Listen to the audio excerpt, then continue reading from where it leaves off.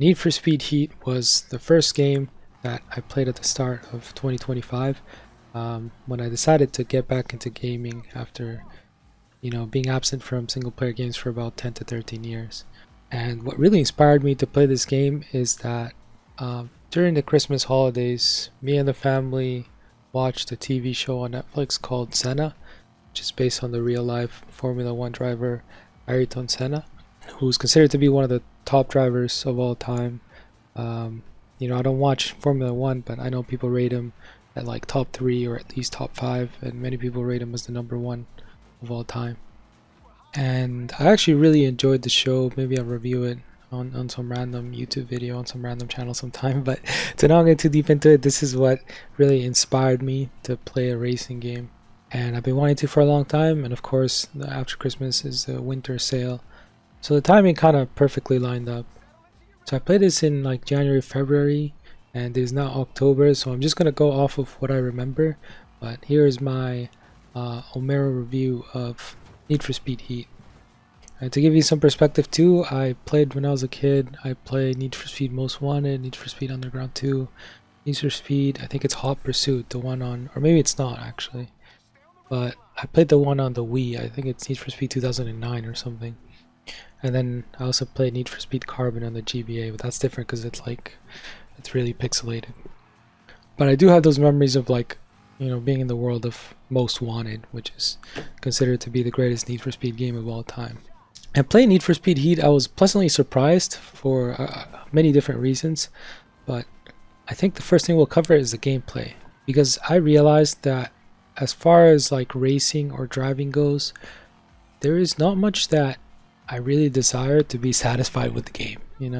I just want to race on somewhat challenging tracks against somewhat challenging opponents, and I want the driving to not feel any type of like weird way, but I don't need any like intricate mechanics or anything like that.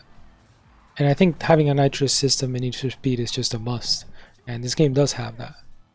And so basically what I noticed is, as far as racing goes, there is not much that really needs to be added or changed to the formula. And I feel like it's kind of difficult to mess it up. So, I hit all the good parts as far as racing goes. The other thing though is that it does have a day and night cycle, which means that at any given day, you can either race during the daytime or race during the nighttime. And this is one of the most important parts of the game, because during the daytime, the racetracks are completely empty. It's just you and the people on the other cars that are racing against you. So there's no chance that you're ever gonna crash into a random civilian car, because the roads are like closed off. So the entire racetrack is entirely empty just for the race. There's also 0% chance that the cops are ever going to come there. It's kind of like, I guess it's the legal way or whatever, but it's like during the day, there is 0% chance of you crashing into anything. So yeah, during the day, there's just an empty racetrack for you and the other drivers, and there's no cops, there's no nothing. It's just racing. But during the night races, the cops can come at any time and just crash the race. I mean, the race will keep going, by the way. You'll have to still win the race. The race won't stop even if the cops are chasing all of you guys. It's just that when the race finishes, you'll continue on your pursuit, and of course you have to avoid getting caught by the police. And the other thing is that at nighttime, the track is not closed off. The track is open to the public. It's just like in the middle of, random roads and highways. So it won't be an empty racetrack like it is in the daytime. It'll instead be filled with cars from, the whole city, all civilians that are just like in front of you or crossing the intersection or literally anything. And so while you're racing, you have to kind of like maneuver around them, because obviously if you crash into a car, that's going to slow you down, it's going to lose you the race, or it's going to delay you a good amount. So racing at night is a bit more challenging than during the daytime, because when you race at night, you're going to have all these cars and you're going to have the cops that can come anytime and just make it a lot more difficult for you to finish the race, is number one. It's also more difficult to see the road and the cars from a distance, just because it's nighttime and everything's a lot darker. So sometimes you won't see like the ditch or something on a curve, or you won't see like some cars in the distance. So your visibility is a bit worse and more limited than during the daytime. Now, like I said before, you can choose whether you want to basically explore the open world during the daytime or the nighttime during any given day. So if you want to, you can go a million days in a row just only doing the night races, or you can do only the daytime races. But the game splits this up into a reputation point system and a cash system. So to make money, you have to race during the day because those are the ones that will give you cash rewards for finishing the race and one of the top spots. Whereas the night races won't give you any money. The night races will instead give you something called reputation points. And basically you need to continue to increase your reputation points to be able to unlock farther parts of the story. And I'm not sure if you need them to unlock better races or not, but I know that at least for story mode you do need to increase your reputation points to advance. But if I had to guess, because like I said, I don't remember, I do think maybe like some races require like higher reputation or something. Okay, and the next part that we're going to talk about is the story mode and the gameplay's connectivity to the story mode. So we'll start off with the story, which, I mean, I think the story is just weak. It's not really too interesting. It's pretty short, and yeah, it doesn't, there's no like good climax to the story. There is a fan service scene at the very end of the story, which is really nice to see, but the story just doesn't like hook you or, you know, make your heartstrings do anything. Like it's really like, it's a really underwhelming story. And you know, like if I compare it to Need for Speed Most Wanted, that was like a complete masterpiece. And even just isolating the story, the whole idea of having a blacklist, and then you know you go to the garage and you're like crossing off the blacklist and you're working with like the girl and all these things to climb up your way through the blacklist, like that was just peak 10 out of 10 story. And then comparing it to this piece of shit, it's just very, very mediocre, you know. I don't know if it's a bad story, but I know it's not a good one, I'll tell you that. It's a very like mediocre story. And it does have some parts of the story that are emotional, you know, they try to be emotional. It's not like they're completely deadpan like me, but I don't know, the story just wasn't interesting to me. I wasn't really invested in the story like at all. And it was also short, but I'm kind of glad it was short, to be honest, because like I really wasn't invested in the story. But I think this game made me like realize that it's everything outside of the racing and the racing tracks that I think really make a racing game. You know, like all the extra features and, you know, with the story being a big one. Because since I feel like the story is underwhelming, my view of this game is just a lot worse. And also another thing I want to talk about is story connectivity to the gameplay. I mentioned this in my previous video and my review of Batman Arkham Asylum, which I felt like it had really good connectivity between the gameplay and the story mode. Everything was well interconnected. You know, like there were a lot of gameplay missions where you had to complete specific conditions, and it really like made you feel like you were immersed in the actual story. It didn't just feel like an arcade. But Need for Speed Heat is honestly kind of the opposite of that. It's really just like you're doing races and then you're watching like cutscenes in between, and you know, watching the story progress in between. So the gameplay and the story feel very disconnected. And the only, you know, there's only a few times where you have to do certain things that connect to the story. The thing you'll be doing the most is you'll be following, you know, one of your teammates, one of the people from your crew. You'll be following them from point A to point B. But that's not really interesting at all, at least to me. Like, I'm just following a car going from point A to point B while they're like, you know, while there's dialogue happening.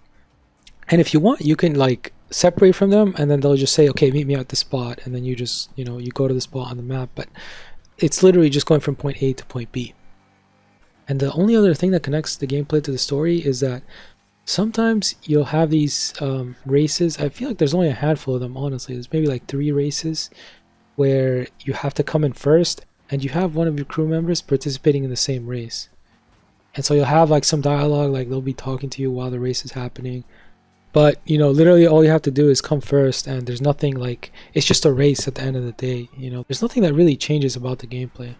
And I think this was a huge missed opportunity. So now that I'm doing my impression / review of this, I thought of like maybe a couple of different ways that they could integrate the gameplay into the story more. Because to me this is really important, because otherwise the game just feels like, you know, like I said, it's just a bunch of races and then like watching dialogue or cutscenes in between. And the game just feels worse when the gameplay and the story are way too disconnected like that. So one of the ideas that I came up with earlier is maybe instead of just following your teammate from point A to point B, maybe keep that but add different conditions to it. Like maybe like make it a race. You know, like, oh, you got to race your crew member from point A to point B. It's not just you don't just have to like follow them or chill or whatever. You like, you know, you have to race and you have to win the race. Otherwise, you restart that checkpoint or whatever. Or maybe you have a certain time limit, like, oh, you have to do this within this amount of time. Or maybe, I don't know, maybe they send you the wrong way. Maybe they're like, go to this place, and then you like race to that place, and then while you're going from point A to point B, they actually deviate. They deviate to point C, and you're like, what the fuck? What just happened? And then the story, the dialogue, they just tell you like, ha ha ha, like, you know, I sent you the wrong way, and then now you have like a time limit. You have to catch up to them because you went to point B, and they like made up this new point C, and now you gotta go to the point C, which is the actual destination that they hid from you. So even just in this, like going from point A to point B, you see like there's a lot you can do with it to make it more integrated into the story. Or you can add other elements with like, you know, cops or racing. Like it really wasn't much of this. Like I said, it was only maybe like 3 times. It was only a handful of times where there was anything remotely integrated like that. And then the other idea I had is that for those races where you are racing with one of your story crew members, I think they should also change those and add different conditions to it. Instead of the only condition being like, oh, you gotta come first, win the race. Maybe add some other conditions like, oh, you gotta win the race, but you also gotta crash someone else's car. Or maybe you gotta somehow let your teammate come at number 1, and then you have to ensure that you come at number 2. Or maybe you add another condition like, maybe you have to be first by the end of the first 2 laps. You have to be first in the race, and you have to maintain your number 1 spot. But then by the 3rd lap, you have to like throw the race, you know, so lose on purpose or crash or something. And these are ideas that I just came up with within like 30 minutes, you know, of thinking about my experience with the game. So I feel like there's just a lot they could have done with the gameplay to integrate it into the story that they just put zero effort into doing. Because nobody's engaged just following a car from point A to point B. Or completing a race where it literally just tells you win the race, but it's just a race, right? There's nothing different. Okay, and I think one of the last things I want to talk about is the cars and how you unlock them in the story mode and while you're progressing. I'm not too big of a car, actually I'm not a car guy at all, to be honest with you. I don't even really know how they work. I do drive, but I don't know how cars work. I'm just gonna be honest.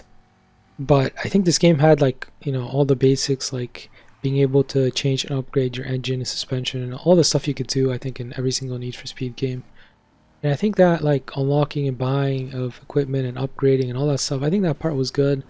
But I think the part where it really came short is how you unlock the cars, because I felt like you unlocked cars way too quickly. Like I finished this game and I only went through 3 cars. And I think 2 of them were like given to me or given to me at a discount or something. But I picked my first car, you know, it was one of the American muscle cars.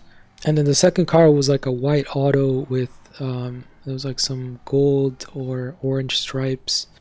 My third card is just this black car that you've seen throughout this gameplay, which is just black and it has some, I think, like blue and purple stripes or design on it. But from the time I started the game to the time I finished it, I must have unlocked around 20 different cars. But it was really rare that I felt like I needed to upgrade, like basically buy a new car. Because a lot of the cars, the stats were just very similar, and sometimes you went later, you know, like you progress through the story, you unlock cars at like higher progress levels. And also like, you know, the farther you go into the game, the more cars you unlock. But sometimes like, or a lot of times actually, the farther car unlocks were not necessarily better than the cars that you had access to before. I think it's only at the very start of the game where like, oh, you can see, you know, a huge progress between the first couple cars and then the next 5 cars. You know, you can see, oh, the next 5 are better. But once you get to like the 15th car or 20th or whatever, like there's really no difference between any of the next like 20 cars that you can unlock. Some of them I feel like you're actually going in reverse, like you're actually like downgrading if you go to if you go to the car you just unlocked. And I'm aware that part of it is because the car that you currently own, you don't just use it stock, but you also upgrade its parts.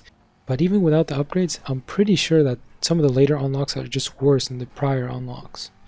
And so I think the leveling or the progression of the cars in the races, something was just really wrong about that because I don't think I should have unlocked as many cars as I did and only had to go through 3. I remember when I played Need for Speed Most Wanted, I think I needed a new car almost every time I like try to challenge the next Blacklist member. And there's 15 of those guys. So the progression just felt really wrong in Need for Speed Heat. Okay, before I forget, I also want to talk about the cops and the police chases, which I almost forgot, funnily enough. Like I said earlier, the police only comes after you if you're outside during the nighttime. I don't think you even have to be racing, but honestly, I don't remember. But yeah, I'm pretty sure you could just be like, going around the world even without racing, and they'll just start chasing you if they see you at nighttime. And I think one part that I found really cool is how they chase you during a race and the race continues and like you have to finish first while the cops are chasing you. So even if there's a bunch of cops chasing all drivers during one of those nighttime races, you'll still have to finish the thing. Even through all like the crashes and slowdown, I thought that was pretty cool. But as far as like what the difficulty is in getting away from cop chases, I think at the start of the game they're really difficult. It feels like you kind of can't even escape, like it's just not possible. But once you're about like 2/3 into the story mode, I think you start to be able to get away from them. And it's kind of confusing and tricky because there's no like objects around or anything. Like I remember in Need for Speed Most Wanted, you could like crash into the gas stations, or I don't know if there were like explosives, or I think there's also like there's I think there were like construction that you could like run over to basically like block the cops. But I think in Need for Speed Heat there wasn't anything. It's just like you have to just somehow outmaneuver them, lose them through making like really sharp turns, or like they somehow lose vision of you. But yeah, I just know like 1/3 into the story you can't escape them basically, and then 2/3 you could sometimes escape them, but it's like super tricky. You need a little bit of luck and you need a little bit of creativity. And then at the very like the last third of the story mode, like I kind of just didn't even have to think about it. My car was just really fast. And so like it was really easy to like outrun the cops. They could just never catch up to me. If I just went a straight line for like 20 seconds or something, they could never catch up. And I believe the way it works is like the more activities that you do during the nighttime, so if instead of one race you do like 3 races, I think that increases how hard the cops come after you.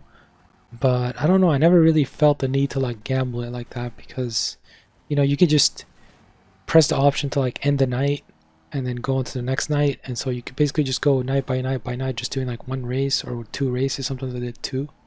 So there's no need to like risk it all and do 5 races in a row, which I think is partly a problem in how they designed the game, because I don't think I should be given that option of like, oh, I just want to do 1 race, okay, and then next day, and then another race.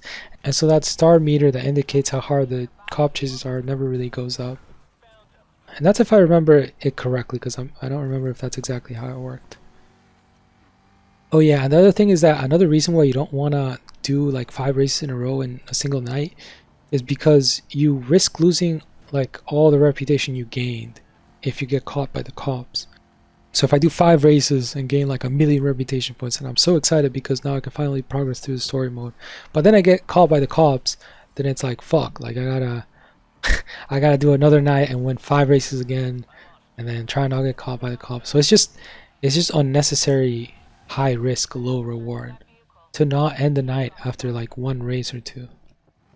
But like I said, I think this is a problem of how they design the game, where they need to find a middle ground between allowing you to just finish 1 race in, or letting you do like 1,000,000 races and not in the night. They need to like kind of like force you into a middle ground by design. So the final score for me is going to have to be a 7.5 out of 10. I think they really missed the mark with this one. I think, like I said, the racetracks and the racing itself, the driving, I think it's great. I think they did that part great. But I'm realizing there's so much more to a racing game, like, the story or the unlocks, the progression, the cop chases and the options that they give you. And also highly important is how interconnected the story mode feels to the gameplay elements. Because like I said, in this game, you're only really following your crewmate from point A to point B, and there's like 3 times total where you're like racing alongside a crew member, and it just feels like a regular race. Like you just have to win it, but it's really a regular race. And I think besides that, there was maybe like one part where it's like, oh, you're like following some people and cops come or something. But that interconnectedness of gameplay to story that separates it from just being an arcade game, that is really important to me. So all in all, I can't possibly give this game anything higher than a 7. It's just not possible because it's just not a great game. But for a racing game where, you know, most of the time you just want to race, like I still sometimes want to go back to it. The racetracks and how the racing feels is what's most important. So I think it's a decent game. I think it's a good game. So I obviously can't rate it as low as a 6. And so that's why I have to give it the rating of 7.5. It really is just like the racing and the tracks are awesome, but the rest of the game sucks. And also it feels kind of lazy from the developers because it just feels like there's no way they could not have come up with better game design. I was also debating putting this at a 7.7 or 7.8, but I'm just not too sure. But I could, you know, we could say it's maybe 7.5 to 7.8. I'm just not sure what other games I would rate around this area. So just to be safe, I would put it at 7.5, because to me at the 8 mark you're into the territory of the great games, and it doesn't miss that mark by a little bit, it misses that mark by a good chunk. So I'm just going to leave it at 7.5, and that's going to be my final rating. Okay, let me know what you guys think in the comments down below. Please like, comment, and subscribe. I'm still figuring out the formula for these videos. Like, I don't know what I'm going to do in this gaming channel, whether it's going to be kind of like attempted reviews like this, because I'm not really a reviewer and I don't think I'm good at it, but I just want to like somehow recap the games or tell you what I think about the games that I play.